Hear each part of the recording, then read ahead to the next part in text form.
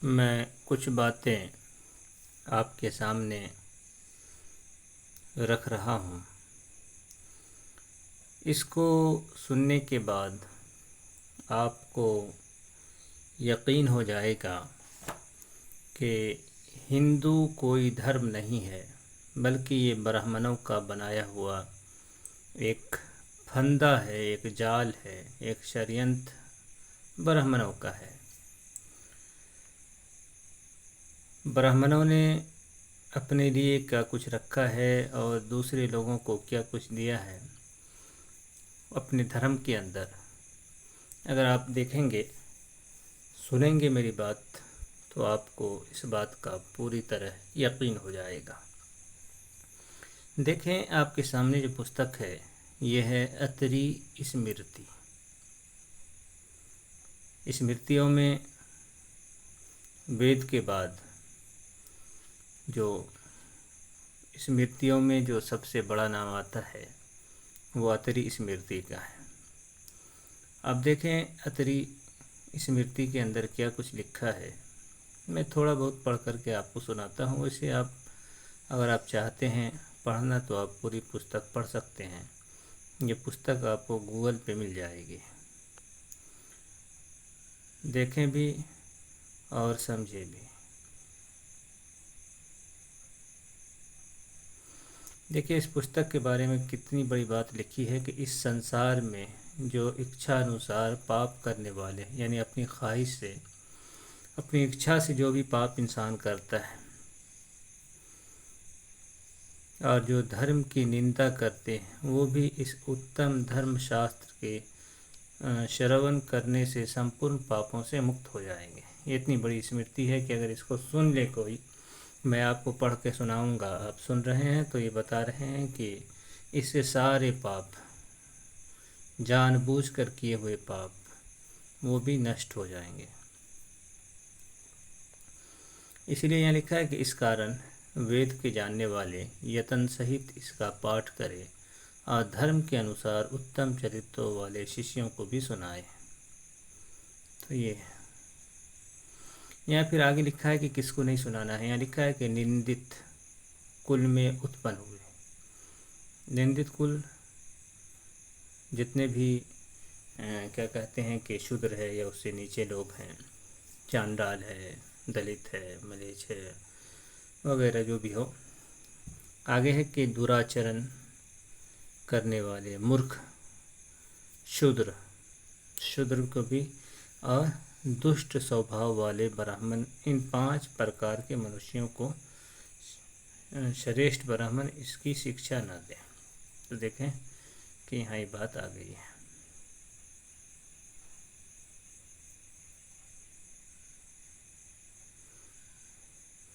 यहाँ देखें बड़ी बात आई है, लेकिन ये तो हमको नहीं बताना है। हमको जो बताना है जिससे आप क्या कहते हैं हिंदू धर्म छोड़ सकें, वो चीज़ दिखानी है। यहाँ देखें लिखा है कि ब्राह्मणों के 6 कार्य हैं। ऊपर इस तरह की बात आई होगी, ब्राह्मण कौन है, क्या है।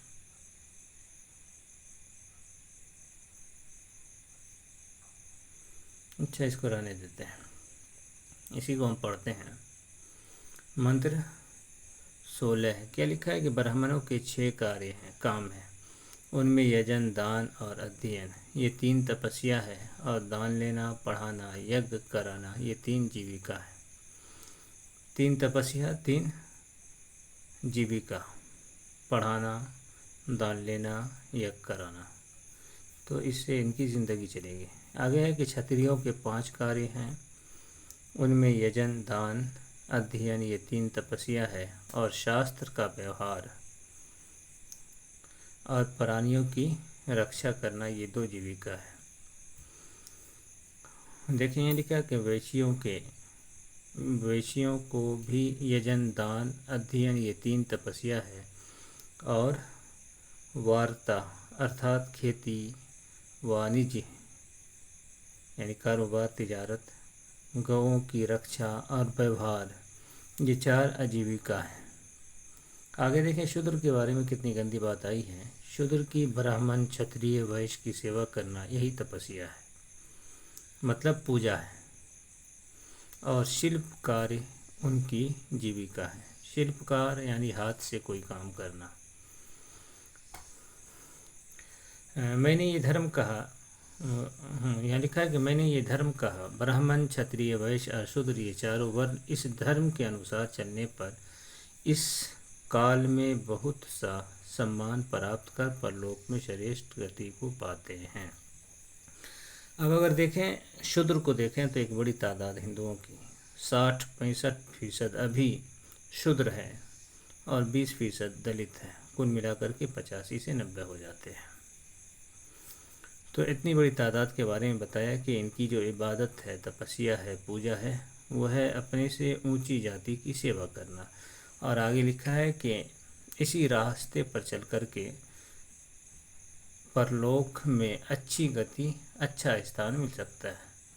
तो आप समझ सकते हैं कि ये अगर इस चीज़ को देखें तो साफ साफ ये बात दिखती है कि ये बेवकूफ़ बनाया जा रहा है कि इतनी बड़ी तादाद को ग़ुलामी में रख कर के और उसको समझाया कि तुम ये काम करोगे, हमारी सेवा करोगे तो तुम्हें परलोक में अच्छा ठिकाना मिलेगा। आगे देखे हैं कि जो पूर्वोक्त यानी जो ऊपर बात आई है, अपने धर्म का त्याग कर दूसरे धर्म का आश्रय करते हैं, राजा उनको दंड देकर स्वर्ग का भागी होता है। अब है कि ब्राह्मण क्षत्रिय का, क्षत्रिय ब्राह्मण का, वैश्य किसी और का या शूद्र किसी और का कर्म ये जो उसको दिया गया है उसको छोड़ के किसी और के कर्म धर्म को अपनाता है तो राजा उसको दंड देगा। तो ऐसा दंड देने वाला राजा स्वर्ग का भागी होता है। तो इसका ये हुआ कि राम जी और भी जितने भी बड़े बड़े राजा थे वो इसी राह पर चलते थे और ये बातें मिलती भी हैं। यहाँ देखें फिर ये वही बात आ गई कि अपने धर्म में स्थित होकर शूद्र भी स्वर्ग प्राप्त करते हैं। दूसरों का धर्म सुंदरी पराई स्त्री के समान तजने के योग्य है। तो क्या लिखा है यहाँ कि अपने धर्म में रह करके ही शूद्र जो है स्वर्ग प्राप्त करते हैं। आज आप देखें एक भी शूद्र स्वर्ग प्राप्त करने वाले नहीं हैं, सब आज़ाद हो गए हैं, कोई भी गुलामी सेवा नहीं कर रहा, तो ये सारे नरक में जाएंगे। तो शूद्र आज़ाद हो गए हैं तो इसका मतलब ये हुआ कि ये हिंदू धर्म से भी आज़ाद हो गए हैं। मैं आपको दिखाऊंगा वो चीज़ भी कि ये सारे शूद्र हिंदू धर्म से आज़ाद हो गए, इसी पुस्तक से दिखाऊंगा। आगे यहाँ देखिए लिखा है कि जप होम इत्यादि ब्राह्मणों के उचित कर्म में रत होने से शूद्र का राजा वध करे। अब क्या है शूद्र के बारे में कि अगर ब्राह्मण क्या है जप होम इत्यादि ब्राह्मणों के उचित कर्म में, यानी जो ब्राह्मणों के कर्म हैं अगर वो शूद्र कर रहा है तो राजा इसे शूद्र का वध कर दे, इसे शूद्र को जान से मार दे। क्यों? कारण कि जलधारा जिस प्रकार से अग्नि को नष्ट करती है उसी प्रकार ये जप होम में तत्पर हुआ शूद्र संपूर्ण राज्य का नाश करता है। आप इस मंत्र को एकदम तन्हाई में अकेले में सोचें, देखें, पढ़ें, बार बार पढ़ें कि इसमें क्या ये नहीं बताया जा रहा है कि शूद्र को ग़ुलाम बना करके रखा जाए, उसके लिए जितनी भी कोशिश हो, जिस तरह की भी कोशिश हो, उस कोशिश को अपनाना है, उस कोशिश को लागू करना है और चाहे वो इसके लिए उसको जान से भी मारना पड़े तो मार देना है, मगर उसको आज़ाद नहीं होने देना है। तो आप देख सकते हैं कि ये धर्म क्या कह रहा है और इस तरह की बातें। और नीचे देखिए क्या लिखा है, दान लेना, पढ़ाना, निषिद्ध वस्तु का खरीदना, बेचना और यज्ञ कराना, इन चारों कर्मों के करने से क्षत्रिय और वैश्य पतित होते हैं। क्षत्रिय और वैश्य पतित होते हैं। गोया के दान क्षत्रिय वैश्य नहीं दे सकते, अगर लेंगे तो पतित हो जाएंगे। अभी आप देखें कि बहुत सा चर्चा हो रहा है हिंदू बोर्ड का कि इसका भी होना चाहिए। ये बोर्ड में किसको, मुसलमान का वक्फ बोर्ड है तो उससे गरीब को फ़ायदा होता है, इसमें तो वो उसी के लिए होता ही है। लेकिन हिंदू बोर्ड में क्या फ़ायदा होगा, किसको फ़ायदा होगा? क्योंकि दान अगर क्षत्रिय लेगा तो भी पतित हो जाएगा, वैश्य लेगा तो भी पतित हो जाएगा, दान सिर्फ ब्राह्मण लेगा। तो इसका मतलब ये हुआ कि जितना भी बोर्ड के अंदर आएगा, हिंदू बोर्ड बनेगा तो धर्म के अनुसार बनेगा, तो यही होगा। और अब देखेंगे धर्मशास्त्र के अंदर के वो धन, जो ब्राह्मण को धन मिलता है दान में, उसमें बहुत सारी चीज़ें मिलती हैं। सोना है, चांदी है, ज़मीन है, गाय है, और भी बहुत सारी सैकड़ों चीज़ों की बातें हैं। बिस्तर है, पलंग है, ये है, वो है, यहाँ तक कि लड़की को भी दान में करना है। दासी दान में देना है, लड़की को दान में देना है, अपनी लड़की को देना है, किसी से लड़की खरीद करके देना है, ये सारी बातें लिखी हुई हैं। आप भागवत देख लें, भागवत, श्रीमद् भागवत, उसका अध्याय 64 और स्कंध जो है 10 या 11 देख लें, 11-10, 11-64 या 10-64 में आप देख लें, उसमें साफ लिखा है राजा निरिक के बारे में कि लाखों करोड़ों लड़कियां जो हैं वो ब्राह्मणों को दान में दिया था। ये बातें आपको देवी भागवत के अंदर भी है, शिव पुराण के अंदर भी है, लिंग पुराण के अंदर भी बहुत सी जगहों पे है।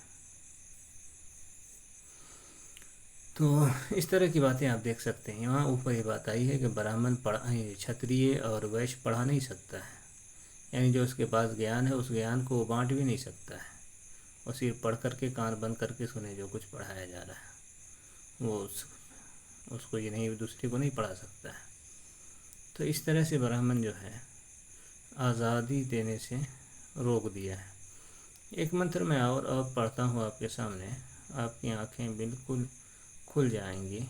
देखिए ये मंत्र है 133। यहाँ क्या लिखा है कि जप, तपस्या, तीर्थ यात्रा, संन्यास, मंत्र साधन, देवताओं की आराधना, ये 6 कर्म स्थिति शूद्र को पतित करने वाले हैं। तो इसका क्या अर्थ हुआ कि जप जानते ही हैं, तपस्या जानते ही हैं, तीर्थ यात्रा जानते हैं, संन्यास जानते हैं, मंत्र साधन जानते हैं, देवताओं की आराधना जानते हैं, ये 6 कर्म है। अगर ये 6 कर्म, ये 6 काम अगर स्त्री या शूद्र करे तो वो पतित हो जाता है। आप देख सकते हैं। तो इस तरह की बातें, ये धर्म है, धार्मिक पुस्तक है, और इस धार्मिक पुस्तक में इस तरह की बातें हैं। आप ज़रा सोचें कि अगर इस तरह की बातें हों तो फिर कोई अपने को हिंदू कहे, हिंदू माने, तो उसका दिल कैसे मान लेगा खुद को हिंदू। देखिए आगे भी लिखा है कि जो स्त्री स्वामी के जीवित रहते उपवास करके व्रत धारण करती है, वो स्त्री अपने स्वामी की आयु का हरण करती है और अंत में वो नरक हो जाती है।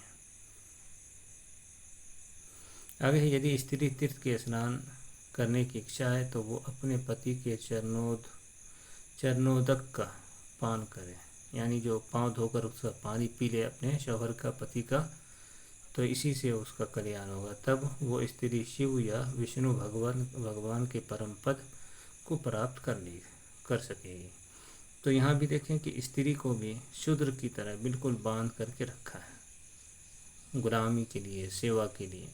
और ये बात आप भी देखते हैं कि स्त्री का धर्म सेवा है, अपने पति की सेवा है। तो इस तरह की बातें मिलती हैं।